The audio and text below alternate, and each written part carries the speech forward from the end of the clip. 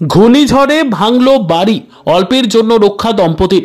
ঘূর্ণিঝড়ে ভেঙে পড়ল বাড়ি, অল্পের জন্য প্রাণে রক্ষা পেলেন স্বামী অক্ষয় বাগদি ও অন্তঃসত্ত্বা তার স্ত্রী। আহত হয়েছেন দুজনেই। পরিবারের অন্যান্য সদস্য, এলাকার লোকজন এসে উদ্ধার করেন দুজনকে।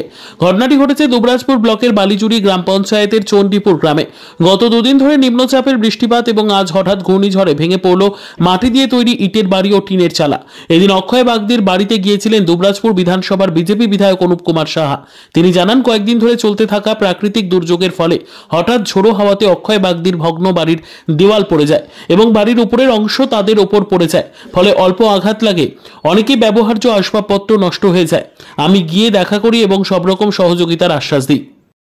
দুবরাজপুরের চণ্ডীপুরের অক্ষয় বাগদি নামে একজন ব্যক্তি গতকাল প্রাকৃতিক দুর্যোগে তার বাড়ি ভেঙে যায় এবং তার স্ত্রী ঘুমন্ত অবস্থায় তাদের উপরে সেই বাড়ির অংশ পড়ে এবং তাদেরকে কোনো ক্রমে গ্রামের লোক উদ্ধার করে এবং এখন তাদের মাথার ওপরে কোনো ছাদ বা আশ্রয় নেই। প্রশাসনের উচিত অবিলম্বে এই ধরনের যে প্রাকৃতিক দুর্যোগে মানুষ যখন আশ্রয়হীন হয় তাদের কি ব্যবস্থা করা যায় সেই ব্যবস্থা যাতে হয়, প্রশাসনের কাছে এটাই অনুরোধ করব। আমি গিয়েছিলাম, তার বাড়িতে দেখে এলাম, অনেক আসবাবপত্র নষ্ট হয়েছে। সেক্ষেত্রে আর্থিক সহযোগিতা সরকারিভাবে যাতে পায় সেটাও প্রশাসনকে দেখার অনুরোধ করব। আমি তাদের সাথে আছি, পাশে আছি, সব রকমভাবে সহযোগিতায় আছি। এই কথা আমি অক্ষয়ের সাথে কথা হয়েছে এবং আমি গিয়েছিলাম এবং অতি শীঘ্র যাতে ব্যবস্থা হয় প্রশাসনের কাছে এটাই অনুরোধ করব। আমি অক্ষয় বাগদি।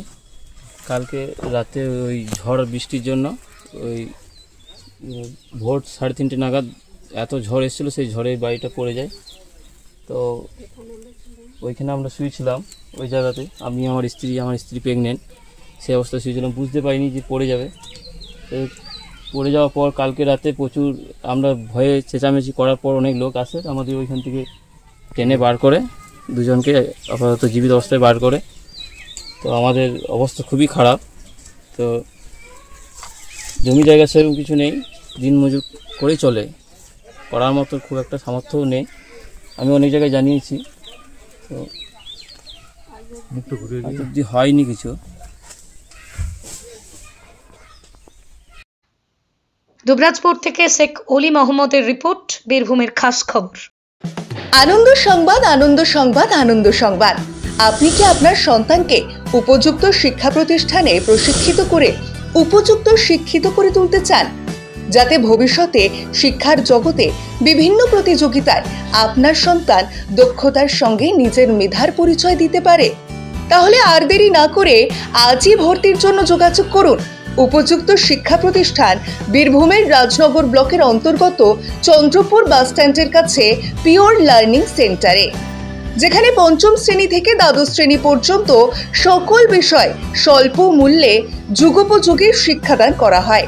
তাছাড়াও পিওর লার্নিং সেন্টারের একাধিক বৈশিষ্ট্য এই শিক্ষা প্রতিষ্ঠানকে সমৃদ্ধ করে তুলেছে, যেমন পাঠ্যপুস্তকের প্রতি অধিক গুরুত্ব দেওয়া, প্রতিদিন বাড়ির কাজ দেওয়া এবং তা লেখা, অধ্যায় ভিত্তিক নোটস প্রদান করা, অধ্যায় ভিত্তিক সাপ্তাহিক এবং বাৎসরিক পরীক্ষার পূর্বে টেস্ট পরীক্ষা নেওয়া, বিষয় ভিত্তিক শিক্ষক দ্বারা পাঠদানের ব্যবস্থা করা, কম্পিউটার ও প্রজেক্টরের মাধ্যমে শিক্ষাদান করা, সপ্তাহে একদিন বিনামূল্যে অঙ্কন শিক্ষা দেওয়া এবং নিয়মিত অভিভাবকদের সাথে সাক্ষাৎ করা।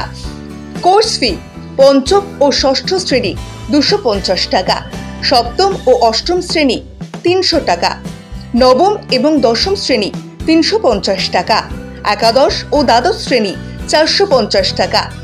এছাড়াও পিওর লার্নিং সেন্টার থেকে বিভিন্ন বৃত্তিমূলক পরীক্ষা, জিএনএম পরীক্ষা এবং নবোদয় পরীক্ষার কোচিং দেওয়া হয় দক্ষতার সাথে সুদক্ষ প্রশিক্ষক দিয়ে। তাই বিস্তারিত জানার জন্য আজই চলে আসুন পিওর লার্নিং সেন্টারে, চন্দ্রপুর বাস স্ট্যান্ড। আমাদের যোগাযোগ নাম্বার 938251 000098 অথবা 7478262614 এই নম্বরে যোগাযোগ করুন।